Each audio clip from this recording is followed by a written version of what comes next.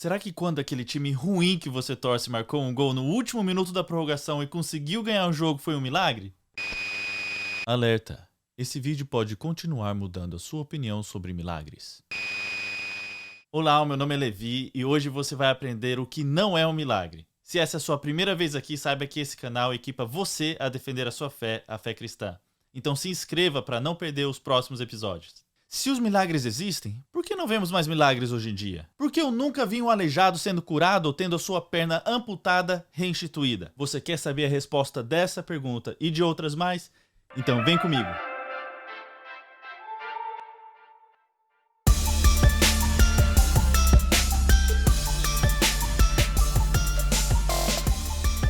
A caneca de hoje é essa que fala assim: de acordo com qual padrão? Um dos argumentos que a gente já viu nesse canal é o argumento moral. E quando as pessoas falam que algo é bom ou ruim e não acreditam em Deus, nós perguntamos, isso é bom de acordo com qual padrão? O padrão de moralidade de Hitler ou o padrão de moralidade da Madre Teresa de Calcutá, por exemplo? Será que aqueles que não creem em Deus têm realmente um padrão? Têm como justificar algo como bom ou ruim? A resposta é não, por isso que nós temos essa caneca que sempre faz essa questão. De acordo com que padrão você chama algo de bom ou ruim? Nós, para que venhamos a saber se uma linha está torta, precisamos conhecer o que é uma linha reta. A linha reta é Deus. Tudo o que é diferente de Deus é torto. Você já pensou que algo fosse milagre, mas não era? Você provavelmente conhece pessoas assim, que acham que tudo é milagre. Fulano é velho e feio, mas casou com uma linda mulher, é milagre. Seu Zé não tinha onde cair morto e o governo deu uma casa pra ele, é milagre. Joãozinho só tirava nota ruim na escola, mas agora ninguém precisa repetir mais de ano, é milagre. Às vezes chega até a ser engraçado. A gente já aprendeu no último episódio o que é um milagre e que a caixa do universo está aberta, ou seja, os milagres podem acontecer. Mas se os milagres podem acontecer, por que tem tanta gente que não crê, que duvida, que tem tantas objeções contra os milagres? Objeções aos milagres. Desde o final do século XVII, duas objeções principais aos milagres têm sido levantadas, as quais precisam ser investigadas. Vamos lá? A primeira delas vem de Benedito Spinoza e a segunda de David Hume. Começaremos com a objeção de Spinoza. As leis naturais são imutáveis. O argumento de que as leis naturais são imutáveis foi popularizado primeiramente na década de 1670 por Benedito Spinoza, um judeu panteísta. O argumento de Spinoza contra os milagres é mais ou menos assim: os milagres são violações das leis naturais, as leis naturais são imutáveis, é impossível violar leis imutáveis, portanto os milagres são impossíveis. Se Spinoza está certo, se não há maneira de as leis naturais serem vencidas, interrompidas ou sofrerem interferência, então os milagres são impossíveis. O problema com essa objeção é que ela é uma falácia lógica. Se as leis naturais são definidas como imutáveis, então naturalmente os milagres são impossíveis. Mas essa é a questão. Quem disse que as leis naturais são imutáveis? Uma breve interrupção. Você perdeu o último episódio? O senhor ficou tão triste e com o coração tão pesado que disse: vou fazer desaparecer da terra essa gente que criei. Brincadeira, brincadeira. Clica aqui e você vai ficar por dentro de todo o nosso conteúdo. Então, indo de acordo com a sua visão de mundo panteísta, Spinoza excluiu ilegitimamente o Deus teísta e, assim, os milagres logo de início. Mas se Deus existe, os milagres são possíveis. E, como já vimos, o maior milagre de todos, a criação do universo a partir do nada, já aconteceu. A própria criação em si demonstra que as leis naturais não são imutáveis. Uma coisa não surge naturalmente do nada. Mas aqui estamos todos nós. Também sabemos que as leis naturais não são imutáveis, porque elas são descrições do que acontecem e não prescrições do que deve acontecer. As leis naturais não provocam realmente alguma coisa, elas apenas descrevem o que acontece regularmente na natureza. Descrevem os efeitos das 4 forças naturais conhecidas, que é a gravidade, magnetismo e as forças nucleares forte e fraca. Quando se introduz seres inteligentes no cenário, as forças naturais podem ser vencidas. Sabemos que essas forças podem ser vencidas porque fazemos isso todo santo dia. Por exemplo, quando o jogador de vôlei impede uma bola de cair em sua quadra, ele está vencendo a força da gravidade. Fazemos o mesmo todas as vezes que andamos de avião ou voamos rumo ao espaço. Em tais casos, a gravidade não é modificada, mas simplesmente vencida.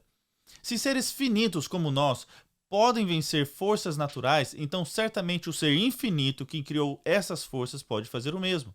É difícil acreditar nos milagres. Alguns anos atrás, o saudoso Dr. Norman Geisler foi convidado para falar na Escola de Teologia da Universidade de Harvard. uma das mais liberais escolas de teologia dos Estados Unidos. O assunto era a prematura batalha de Harvard com o evangelicalismo. Acredite se quiser, mas Harvard, tal qual a maioria das escolas da sua época, foi fundada por cristãos evangélicos com o objetivo de treinar os alunos no conhecimento de Jesus Cristo. A Carta de Harvard de 1646 afirma claramente o seu propósito, que todo aluno seja plenamente instruído e corretamente levado a considerar bem qual seja o principal propósito de sua vida e de seus estudos, conhecer a Deus e Jesus Cristo, que é a vida eterna, João 17:3, e, portanto, lançar Cristo como o único fundamento de todo o conhecimento sadio e do aprendizado, como o olhar para o Senhor só nos dá sabedoria, que todos se dediquem seriamente à oração em secreto para buscá-la nele. Provérbios 2:3. O que aconteceu para que Harvard se afastasse tanto de sua proposta original? Eles aceitaram um dos mais poderosos argumentos jamais formulados contra os milagres. Não era o argumento de Spinoza. Devido aos avanços da ciência moderna e de nossa melhor compreensão do mundo natural, poucos hoje realmente acreditam que as leis naturais são imutáveis. O argumento contra os milagres, aceito hoje, que foi aceito em Harvard, foi formulado pelo grande cético David Hume, cerca de um século depois de Spinoza. Foi ele quem disse que qualquer conversa sobre Deus é sem sentido, porque tal conversa não envolve observação empírica ou verdades autoevidentes. Mas essa afirmação derrota a si mesma, é autorrefutante, porque a própria afirmação não envolve observação empírica. Lembra da tática do Papa Léguas? Mas o argumento de Hume contra os milagres é um pouco mais sofisticado e não pode ser tão facilmente derrotado quanto seu argumento contra a conversa sobre Deus.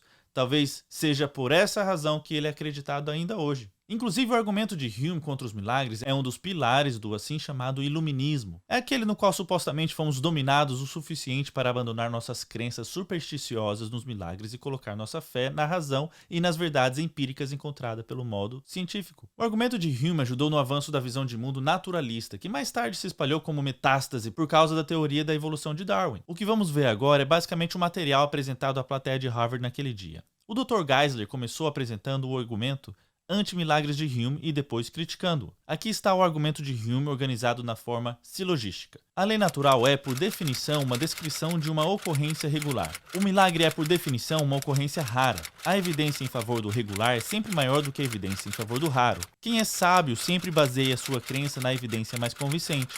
Portanto, um sábio não deveria acreditar em milagres. Se essas 4 premissas forem verdadeiras, então a conclusão necessariamente também é: o sábio não deveria acreditar em milagres. Infelizmente, para Hume e para todos aqueles que acreditaram nele com o passar dos anos, o argumento tem uma premissa falsa. A premissa número 3 não é necessariamente verdadeira. A evidência em favor do regular nem sempre é maior do que em favor do raro. Para anular a premissa 3, precisamos mostrar apenas um contra-exemplo. Aqui estão 4 contra-exemplos. A origem do universo aconteceu apenas uma única vez. Foi um fato raro e não repetível, embora praticamente todo naturalista acredite que a evidência do Big Bang prova que o universo passou a existir com base em uma explosão. A origem da vida aconteceu apenas uma única vez, também um fato raro e não repetível, embora todo naturalista acredite que a vida surgiu espontaneamente da não-vida em algum lugar sobre a Terra ou em algum outro lugar do universo. A origem das novas formas de vida também aconteceu apenas uma única vez. Esses acontecimentos raros e não repetíveis são, todavia, dogmaticamente reconhecidos pela maioria dos naturalistas, que dizem que tudo aconteceu por meio de um processo macroevolucionário não observado, ou seja, raro. De fato, toda a história do mundo é composta de acontecimentos raros e não repetíveis. O próprio nascimento de David Hume, por exemplo, aconteceu uma única vez, mas ele não teve qualquer dificuldade em acreditar que isso aconteceu. Em cada um desses contra-exemplos extraídos da própria visão de mundo naturalista de Hume, sua terceira premissa deve ser desconsiderada ou então considerada como falsa. Se Hume realmente acreditava nessa premissa, não deveria ter acreditado em seu próprio nascimento, ou em sua própria visão de mundo naturalista. Assim, descobrimos por algum desses contra-exemplos que a terceira premissa de Hume, e desse modo, todo o seu argumento, não podem ser verdadeiros. Então vou responder às muitas questões que chegam até nós. Preste atenção a essa dúvida. Se os milagres existem, por que não vemos mais milagres hoje em dia? Por que eu nunca vi um aleijado sendo curado ou tendo a sua perna amputada reinstituída? Porque se os milagres acontecessem com mais frequência, deixariam de ser milagres. Veja, O milagre é, por definição, um evento raro. E o milagre é o selo do rei para confirmar uma mensagem, um mensageiro, e não simplesmente para que você tivesse uma qualidade de vida melhor. Olha, Paulo não teve todos os seus desejos realizados. Sua enfermidade não foi curada, o espinho em sua carne continuou. Aliás, Jesus falou que os seus discípulos sofreriam, falou também que deveriam carregar cada um a sua cruz e segui-lo. Então, não é de se admirar que Deus não cure a todos, não faça milagres frequentemente, não realize maravilhas para todo mundo ver. Mais uma vez, os milagres são, por definição, acontecimentos raros. Mas além dos milagres, e aquelas outras coisas que inexplicavelmente nos favorecem, o que são? Como é que vamos reconhecer um milagre quando a gente ver um? I'll be back. No próximo episódio você vai aprender sobre sinais satânicos, anomalias, sobre mágica e sobre o porquê nós não estarmos vendo tantos milagres bíblicos hoje em dia. Por que eles não são tão aparentes se eles realmente acontecem? Eu espero ver você por lá, não fique de fora e que Deus te abençoe.